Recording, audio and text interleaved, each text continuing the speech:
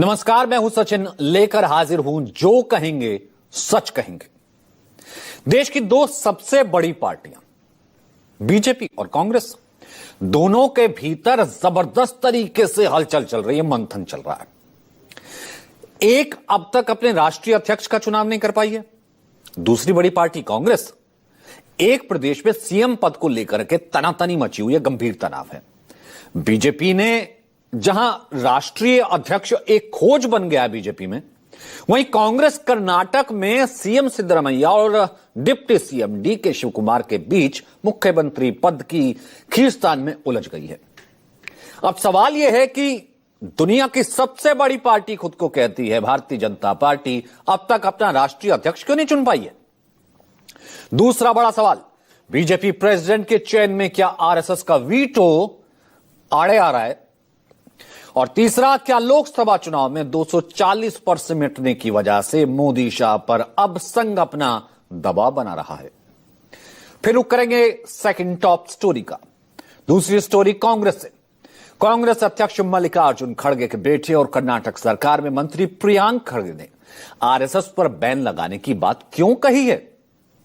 और प्रियांक जिस कांग्रेस सरकार में मंत्री हैं, उस सरकार में मुख्यमंत्री की कुर्सी को लेकर कई खींचतान हो रही है, इसका जिक्र करेंगे। साथ ही साथ आपको यह भी बताएंगे, आपको गाड़ियों से जुड़ी खबर बताएंगे। आपकी गाड़ियां यानी कि 10 साल पुरानी हो गई है, अब वो चलेगी नहीं, सरकार उसे कर रही है कैसे? 30 दिन था पहला, और सरकार के इस नए फरमान से आम आदमी की परेशानी अचानक कैसे बढ़ गई है, इसी पर जो कहेंगे आज सच कहेंगे।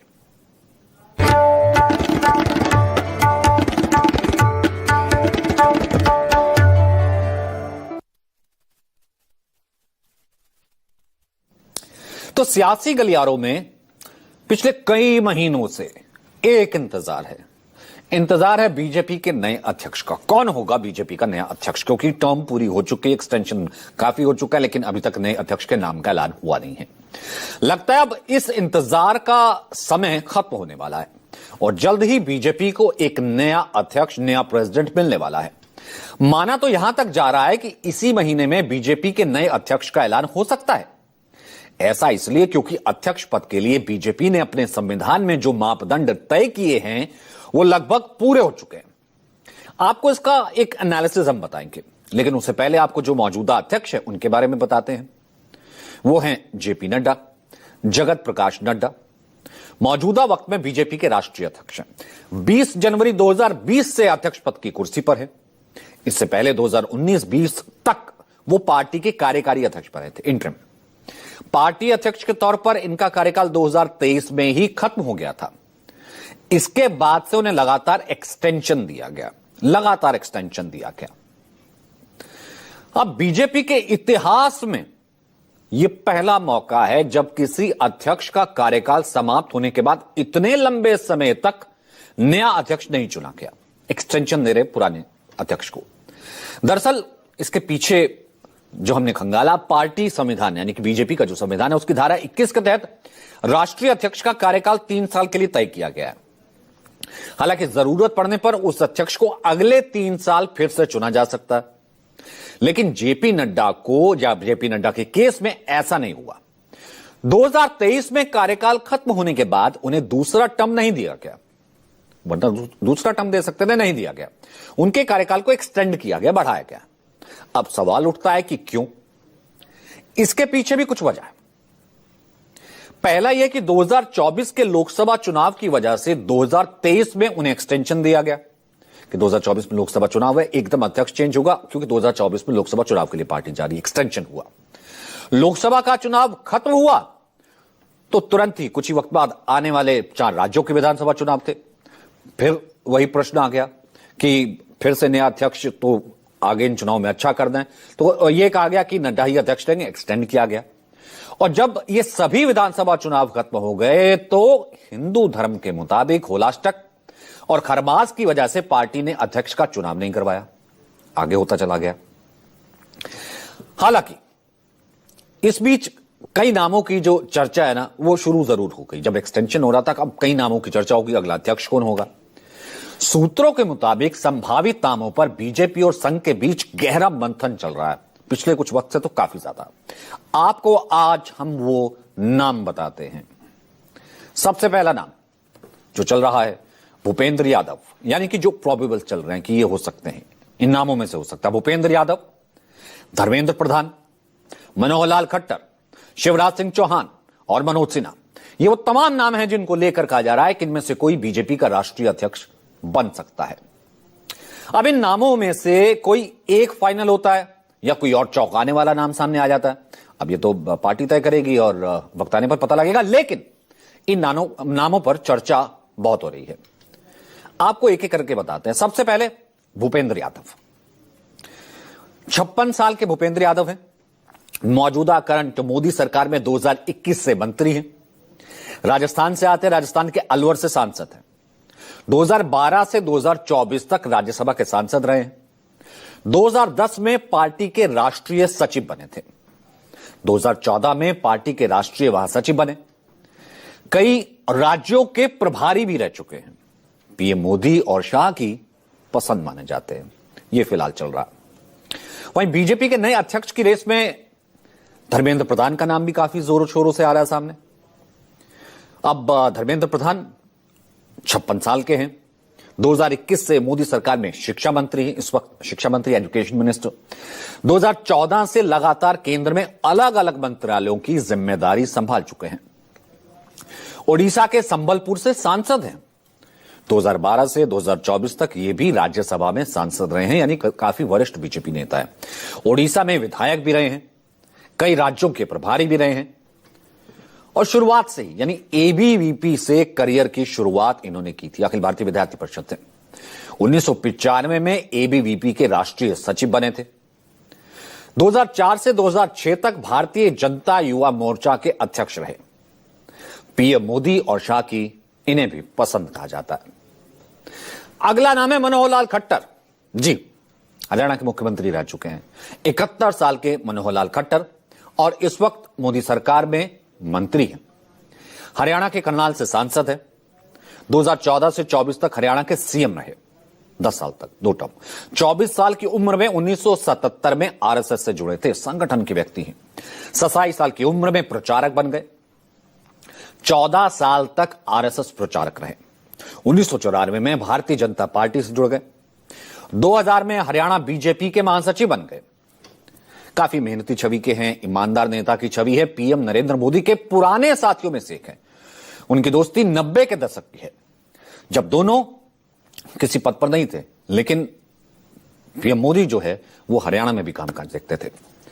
सबसे बड़ा प्लस पॉइंट यह है कि खट्टर आरएसएस और मोदी दोनों की पसंद माने जाते हैं। हालांकि पार्टी सूत्रों के मुताबिक अमित शाह उनके नाम पर राजी नहीं है। मोदी आरएसएस की हां के बाद अमित शाह का राजीनामा ही खट्टर को अध्यक्ष पद तक पहुंचा सकता है, यह नाम भी चल रहा है। अगला नाम शिवराज सिंह चौहान, मध्य प्रदेश के पूर्व मुख्यमंत्री। सियासी हलकों में बीजेपी के अध्यक्ष पद के लिए यह नाम लिया जा रहा है। 66 साल के शिवराज सिंह चौहान मौजूदा मोदी सरकार में कृषि और ग्रामीण विकास मंत्री, एमपी के विदिशा के लोकसभा सांसद हैं। अलग अलग 4 टर्म में करीब 17 साल तक एमपी के सीएम रहे। 2000 से 2002 तक भारतीय जनता युवा मोर्चा के अध्यक्ष रहे। 2005 में एमपी बीजेपी के अध्यक्ष बने थे। 2019 से 2020 तक पार्टी के राष्ट्रीय उपाध्यक्ष रहे। 13 साल की उम्र में 1972 में आरएसएस से जुड़ गए थे। 13 साल की उम्र में ओबीसी कैटेगरी से आते हैं। सरकार और संगठन दोनों चलाने का लंबा अनुभव है। आरएसएस की पहली पसंद माने जा रहे हैं। पॉपुलर है, मास लीडर है। मोदी शाह के पास कोई ऐसा नेगेटिव पॉइंट नहीं है आलाकमान के पास कि जो कुछ दिख सके। हालांकि शुद्ध रूप से मोदी शाह की पसंद कहा जा रहा है, हल्कों में ऐसा चल रहा है कि नहीं माने जाते। एमपी के सीएम की कुर्सी से हटाने के बाद जब उन्हें कहा गया कि केंद्र में आइए, तो आराम से ट्रांजिशन हो गया, बहुत आराम से वो आ गए। इससे पता लगता है कि पार्टी के प्रति कितने समर्पित है। पार्टी के केंद्रीय चुनाव समिति के सदस्य भी रह चुके हैं और जानकारों की माने तो आरएसएस की चली तो शिवराज सिंह चौहान बीजेपी के राष्ट्रीय अध्यक्ष बन सकते हैं। अपने लगभग हर फैसले में चौंकाने वाले मोदी शाह की बीजेपी में एक और सरप्राइज नाम हो सकता है। अब वो सुनिए सरप्राइज, वो है मनोज सिन्हा। 65 साल के मनोज सिन्हा मौजूदा वक्त में जम्मू कश्मीर के उपराज्यपाल हैं। जम्मू कश्मीर से जब 370 हटी तो उसके बाद प्रदेश की स्थिति को बहुत अच्छे से संभाला। 2014 से 19 तक मोदी सरकार में मंत्री भी रह चुके हैं। फर्स्ट मोदी सरकार में 12 साल तक यूपी के गाजीपुर से सांसद हैं। Well educated, IIT, BHU pass out है, सिविल इंजीनियरिंग, बीटेक, एमटेक इन्होंने किया है। मोदी और शाह दोनों की पसंद भी माने जाते हैं। हालांकि संगठन का बहुत ज्यादा अनुभव नहीं है, मगर गवर्नेंस के मामले में बहुत मैच्योर, परिपक्व माने जाते हैं। पार्टी अगर अगड़े पिछड़े की तालमेल बिठाती है तो मनोज सिन्हा अध्यक्ष बन सकते हैं, क्योंकि अगड़ी जाति से वो आते हैं। जबकि पीएम की कुर्सी पर मोदी हैं, पिछड़ी जाति से ताल्लुक रखते हैं। यह कॉम्बिनेशन भी हो सकता है। तो ये तमाम नाम हमने आपको बताया, लेकिन इसके बावजूद बीजेपी अब तक किसी फाइनल नतीजे पर पहुंच नहीं पाई है। इसकी पीछे की असली वजह भी हमने टटोली। सूत्रों के मुताबिक नए अध्यक्ष के नाम के ऐलान में देरी की वजह आरएसएस और बीजेपी के बीच किसी एक नाम पर सहमति नहीं बन पाई है। बीजेपी को नए अध्यक्ष पद के लिए जेपी नड्डा जैसा लीडर चाहिए, जबकि आरएसएस ऐसे चेहरे की तलाश में है जो कि भरोसेमंद हो, संगठन से जुड़ा हो। दरअसल आरएसएस नहीं चाहता है कि दोबारा कोई ऐसा व्यक्ति इस पद पर आए जो संगठन से ऊपर पार्टी और उसकी लीडरशिप को तवज्जो दे। क्यों? बीते लोकसभा चुनाव के दौरान जेपी नड्डा के उस एक बयान से आरएसएस खासा नाराज हुआ था, आपको याद होगा, जिसमें उन्होंने कहा था कि शुरू में हम कम सक्षम थे, हमें आरएसएस की जरूरत पड़ती थी, लेकिन अब हम खुद सक्षम हैं। बीजेपी अब खुद को चलाती है। फिर क्या था? लोकसभा चुनाव के नतीजों के बाद पार्टी और संघ के बीच दरार की खबरें साफ सुनने को मिली थी और इसका नुकसान भी पार्टी को हुआ था। वही बीजेपी से नाराजगी संघ के बयानों में भी दिखती है। हाल ही में संघ के सर कार्यवाहक दत्तात्रेय होसबोले से जब बीजेपी के नए अध्यक्ष को लेकर सवाल पूछा गया तो उन्होंने कैसे इससे संघ को खुद से इस सवाल से कैसे अलग किया था, ये सुनिए। They are all independent organizations. They are well trained. They are capable. They are matured enough. They will do their activities. तो इसलिए ये हमसे पूछकर करना है, हमको कोई लिस्ट वो देंगे, हम ऐसे कहेंगे, ऐसे होता भी नहीं और हम करते भी नहीं है। वो किसी को भी करे, अच्छा करे देश के लिए, इतना ही हमारा कहना है। शुभकामनाएं उनको। अब सवाल ये उठता है कि बीजेपी के अध्यक्ष पद के चुनाव की प्रक्रिया क्या है, प्रोसेस क्या है। आपको प्रोसेस भी थोड़ा बताते हैं। जो पार्टी का संविधान है उसके मुताबिक जो संगठनात्मक चुनाव नीचे से ऊपर की ओर होते हैं, प्रक्रिया बहुत ही चरणबद्ध तरीके से होती है, एक ऑर्गेनाइज तरीके से। कैसे आपको बताते हैं। सबसे पहले बूथ अध्यक्षों का चुनाव होता है बीजेपी में। जब आधे से ज्यादा बूथ अध्यक्ष चुन लिए जाते हैं बूथ पर, तब मंडल अध्यक्ष चुने जाते हैं। मंडल के आधार पर फिर उसके बाद जब आधे से ज्यादा चुन लिए जाते हैं फिर जिला अध्यक्ष नियुक्त किए जाते हैं। और जब 50% से ज्यादा जिलों में अध्यक्ष चुन लिए जाते हैं तब राज्य इकाई के अध्यक्ष चुने जाते हैं। कम से कम 50% प्रदेश अध्यक्षों की नियुक्ति के बाद राष्ट्रीय अध्यक्षों की घोषणा की जाती है। देश में बीजेपी के 36 मान्यता प्राप्त स्टेट यूनिट्स हैं। इनमें से आज शाम तक 19 राज्यों के अध्यक्ष चुन लिए गए हैं। ऐसे में अब उम्मीद की जा रही है इसी महीने यानी कि जुलाई में राष्ट्रीय अध्यक्ष की प्रक्रिया भी पूरी कर ली जाएगी। अब बीजेपी के संविधान के मुताबिक पार्टी का राष्ट्रीय अध्यक्ष वही व्यक्ति हो सकता है जो कम से कम 15 वर्षों तक पार्टी का अध्यक्ष रहा, पार्टी का सदस्य रहा, वही अध्यक्ष की कुर्सी तक जा सकता है। Qualification minimum. चुनाव निर्वाचक मंडल उसे पारित करता है। राष्ट्रीय परिषद के सदस्य और प्रदेश परिषदों के सदस्य इसमें शामिल होते हैं। पार्टी संविधान में यह भी लिखा है कि निर्वाचक मंडल में से कोई भी 20 सदस्य राष्ट्रीय अध्यक्ष पद के चुनाव लड़ने वाले व्यक्ति के नाम का संयुक्त रूप से प्रस्ताव कर सकते हैं। यह संयुक्त प्रस्ताव कम से कम 5 प्रदेशों से आना जरूरी होता है। बीजेपी के इसी प्रोसेस का हवाला देते हुए कुछ दिनों पहले केंद्रीय गृह मंत्री अमित शाह ने समाजवादी पार्टी के अध्यक्ष अखिलेश यादव के उस बयान पर पलटवार किया था जिसमें अखिलेश ने बीजेपी के अध्यक्ष के चयन में देरी पर सवाल उठाया था। क्या वो कॉन्वर्सेशन हुआ था, सुनिए। जो पार्टी ये कहती हो कि दुनिया की सबसे बड़ी पार्टी हुए, अध्यक्ष महोदय वो अपना राष्ट्रीय अध्यक्ष नहीं चुन पाए अभी तक।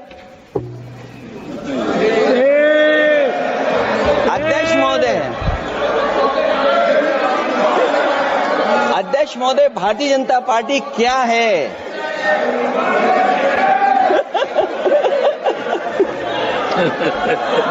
जी मैं अखिलेश जी ने बहुत हंसते हंसते कहा है, इसको हंसते हंसते जवाब देना। ये सामने जितनी पार्टियां हैं उनका राष्ट्रीय अध्यक्ष उन 5 लोगों को ही चुनना है परिवार के। हमें माननीय अध्यक्ष जी करोड़ों सदस्यों में से 12-13 करोड़ सदस्य प्रक्रिया कर कर चुनना है तो देर लगती है। आपके यहां जरा भी देर नहीं लगेगी। मैं कह देता हूं अभी 25 साल तक आप अध्यक्ष हो जाओ, नहीं बदल सकता। अब बीजेपी की इस प्रक्रिया से भले ही आरएसएस खुद को दूर रखता हो, लेकिन बीजेपी के कई मामलों में, अब ये ध्यान से आप हमारी रिपोर्ट देखिएगा, कई मामलों में संघ की भूमिका किसी से छिपी नहीं है। 2005 में तत्कालीन पार्टी अध्यक्ष लाल कृष्ण आडवाणी पार्टी अध्यक्ष थे। उन्होंने मोहम्मद अली जिन्ना को एक धर्मनिरपेक्ष नेता बताया था जब वो गए थे उनकी मजार पर। उसके बाद काफी विवाद बढ़ गया था। आडवाणी के बयान को लेकर बीजेपी के सहयोगी हिंदू संगठन खासे नाराज हो गए थे। राष्ट्रीय स्वयंसेवक संघ ने आडवाणी को इस्तीफा देने के लिए मजबूर कर दिया था, जिसके बाद आडवाणी ने पार्टी के तत्कालीन महासचिव इस्तीफा ले रहे संजय जोशी को अपने घर बुलाकर इस्तीफा सौंप दिया था। उस वक्त 71 साल के लालकृष्ण आडवाणी और 38 साल के यहां पर। दरअसल यह बताया जाता है कि संघ और बीजेपी की विचारधारा व्यक्ति से ऊपर संगठन को रखने वाली है। हालांकि 2013 में यह परंपरा मानो टूट गई, जब आडवाणी जैसे बड़े नेता की मनाही के बाद भी नरेंद्र मोदी को पीएम पद के लिए प्रोजेक्ट किया गया। हालांकि आरएसएस कहने को तो सांस्कृतिक संगठन है, लेकिन बीजेपी को लेकर कई दफे उनकी राय सामने आ चुकी है। 2019 में जब नितिन गडकरी को अध्यक्ष बनाया गया था, तो उससे पहले संघ प्रमुख मोहन भागवत ने खुले तौर पर कहा था कि D4 में से कोई नहीं बनेगा। D4 उस वक्त यानी दिल्ली के 4 बड़े नेताओं का उन्होंने नाम लिया था। अरुण जेटली, सुषमा स्वराज उसमें शामिल थे। उन्होंने कहा कि उनमें से कोई नहीं होगा। यह आरएसएस की हनक थी और हुआ भी वही। इसलिए संघ को बीजेपी का मात्र संगठन कहा जाता है। इसलिए विपक्ष कहता है कि बीजेपी का संगठन नागपुर से चलता है और अब बीते लोकसभा चुनाव में 240 पर सिमटने के बाद आरएसएस का दबाव ऑटोमेटिक रूप से बीजेपी पर माना ही जा रहा है। आगे बढ़ते हैं। जिस आरएसएस के कंधे पर बीजेपी के अध्यक्ष चुनने की जिम्मेदारी मानी जा रही है, उसके बारे में हमने डिटेल बताई। उस संघ को लेकर कांग्रेस के एक नेता ने बड़ा बयान दे दिया। अब उसको देखिए। कांग्रेस अध्यक्ष मल्लिकार्जुन खड़गे के बेटे और कर्नाटक सरकार के मंत्री हैं प्रियांक खड़गे। संघ को लेकर के उन्होंने ऐसा बयान दिया कि बवाल खड़ा हो गया। उन्होंने कहा कि अगर कांग्रेस ने फिर से सत्ता में सरकार संभाली, वो आई, तो आरएसएस पर देश भर में बैन लगा देंगे। प्रियांक खड़गे ने आरएसएस पर राष्ट्रव्यापी प्रतिबंध की बात कहकर एक नई बहस शुरू कर दी। सुनिए। Congress thinking to ban this if at all it comes to power next time, sir? We will see. It's not the first time they will be banned, right? Weren't they banned during, didn't Sardar Patel ban them? Then they went and fell at his feet. They pleaded, no, we will follow the law of the land. After that, Indira Gandhi ji banned it. Again they went and said, no, we will cooperate, we will follow the law of the land. There cannot be one law of the land for the rest of the country and for one organization like that. Will Congress looking to ban it? We'll see. Like I said, whatever we have to do within the ambit of the constitution, within the ambit of the laws. We can't behave like them. No? ये पहली बार नहीं है जब प्रियांक खड़गे ने ऐसा बयान दिया है। 2 साल पहले भी उन्होंने ऐसा कहा था कि अगर कोई संगठन कर्नाटक में शांति भंग कर दे या सांप्रदायिक माहौल खराब करने की कोशिश करेगा तो सरकार उस पर बैन लगाने में संकोच नहीं करेगी। कांग्रेस ने तो कर्नाटक में 2023 में अपना घोषणा पत्र उसमें यह तक कह दिया था कि सरकार में आते ही वो बजरंग दल, पीएफआई जैसे संगठनों पर बैन लगाएगी। कांग्रेस ने घोषणा पत्र में प्रतिबंधित इस्लामिक संगठन PFI, popular front of India की तुलना संघ से जुड़े बजरंग दल से करते हुए जाति और धर्म के आधार पर समुदायों के बीच नफरत फैलाने वाले संगठनों पर बैन लगाने की बात कही थी। लोकसभा में नेता प्रतिपक्ष राहुल गांधी भी लगातार आरएसएस की आलोचना करते रहे हैं। संगठन पर देश को बांटने का आरोप वो लगा चुके हैं। वहीं प्रियांक खड़गे मौजूदा वक्त में जिस हैसियत और ताकत के दम पर आरएसएस को लेकर ऐसा बयान दे रहे हैं, उसी कर्नाटक सरकार में जिसमें मंत्री हैं सिर्फ उटावल भी चल रही है। मुख्यमंत्री सिद्धरमैया और डिप्टी सीएम डी के शिव कुमार में सीएम की कुर्सी को लेकर फिर से खींचतान शुरू हो गई है। इसे लेकर कांग्रेस सांसद तेजस्वी सूर्या ने सोशल मीडिया प्लेटफॉर्म एक्स पर पोस्ट करके तंज कसा है। पहले सुनिए, फिर आपको आगे की कहानी बताते हैं। कांग्रेस हाईकमान भूत की तरह है। ये अदृश्य और अनसुना है, लेकिन हमेशा महसूस होता है। यहां तक कि कांग्रेस अध्यक्ष, जिन्हें लोग हाईकमान समझते थे, वो भी इसका नाम सिर्फ फुसफुसाते हैं और कहते हैं कि ये मैं नहीं हूं। कितना विचित्र है। लेकिन तेजस्वी सूर्या की इस पोस्ट के बाद प्रियंक खड़गे भड़क गए और उन्होंने उनकी पोस्ट को रीपोस्ट करते हुए संघ और बीजेपी आलाकमान पर निशाना साधा। अपने पोस्ट में उन्होंने संघ, बीजेपी, जेपी नड्डा, प्रधानमंत्री मोदी पर भी हमला बोल दिया।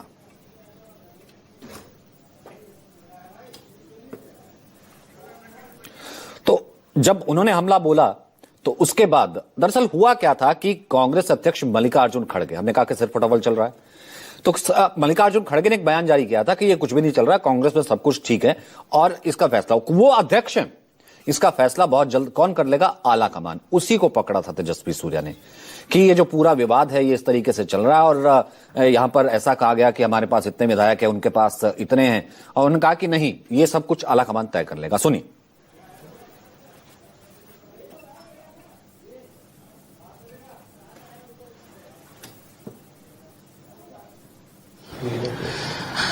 बेशक 200% वो बनाएंगे। अभी within 2 months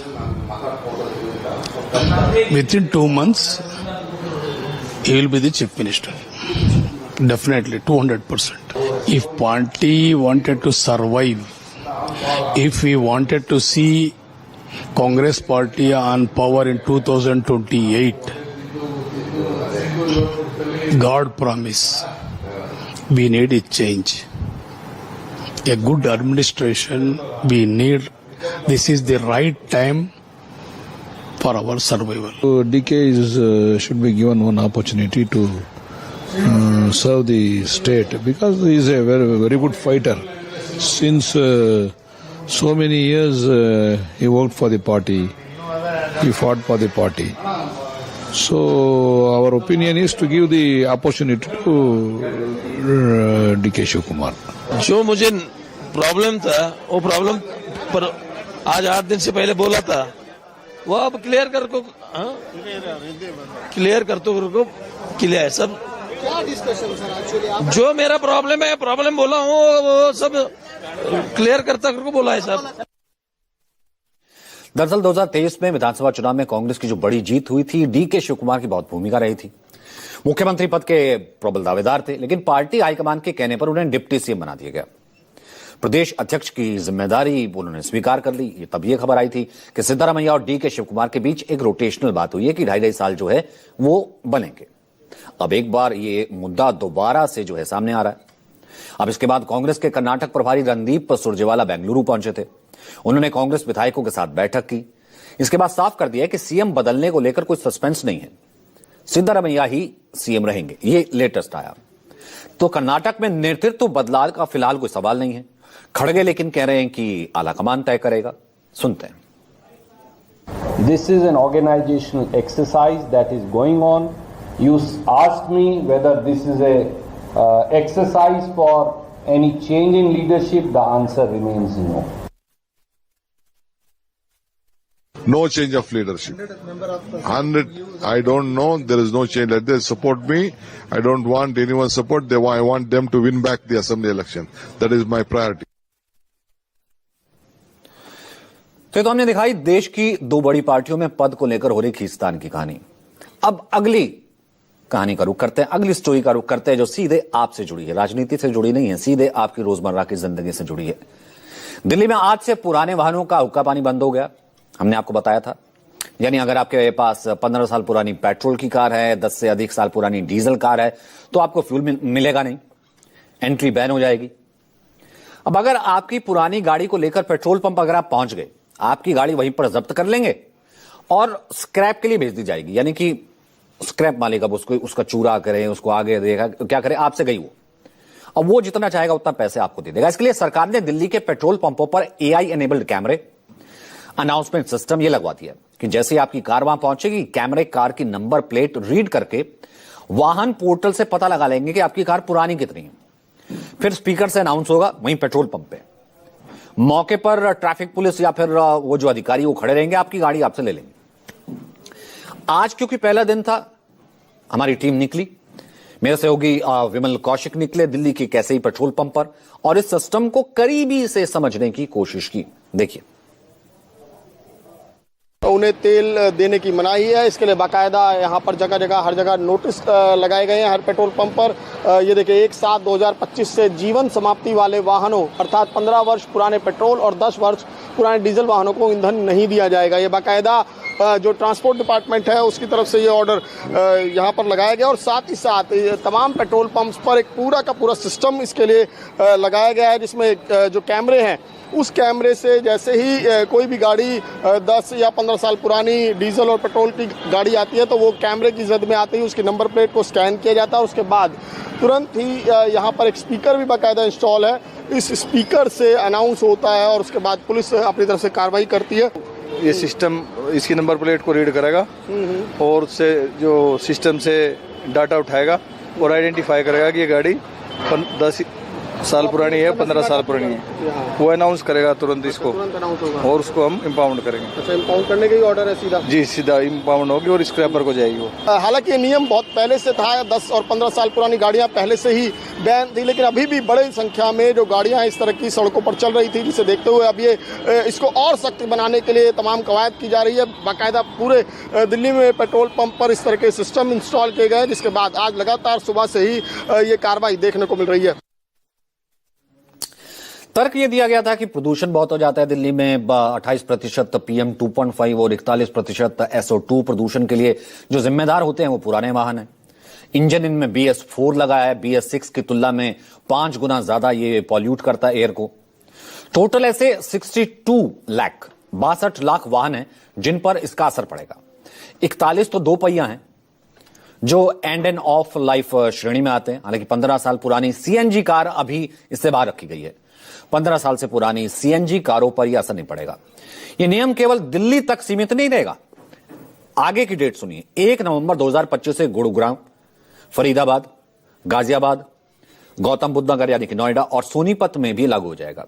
बाकी NCR जिलों में 1 अप्रैल 2026 से यह शुरू हो जाएगा। ऐसे में प्रश्न है कि आखिर इतने सारे पुराने वाहनों के मालिक क्या करेंगे? अगर आपके पास भी कोई 15 साल पुरानी पेट्रोल और 10 साल पुरानी डीजल का वाहन है तो क्या कर सकते हैं? हमने बात की एक्सपर्ट से, तो उनका यह कहना है कि आपको पुराने वाहनों को स्क्रैप करने के लिए अधिकृत स्क्रैपिंग सेंटर से संपर्क करना होगा कि वहां पर जाइए, देखिए कोई आपको कितना इसका दाम ठीक दे सकता है। दिल्ली NCR से बाहर के जिलों में वाहन अगर ये चल रहे हैं तो आप वहां के परिवहन विभाग से NOC ले सकते हैं या वहां पर किसी को दे सकते हैं। पंजाब जैसे राज्यों में स्क्रैपिंग सेंटर्स और कलेक्शन सेंटर्स की सुविधा शुरू हो भी गई है, जिससे वाहन मालिकों को राहत मिलेगी। कम से कम ये किया गया है, लेकिन जाहिर सी बात है कहीं ना कहीं लोगों को परेशानी तो होती है, लेकिन प्रदूषण को दूर करने के लिए कदम उठाया गया है। तो कुल मिलाकर ये कहेंगे कि इस उम्मीद के साथ कि आपको कोई परेशानी ना हो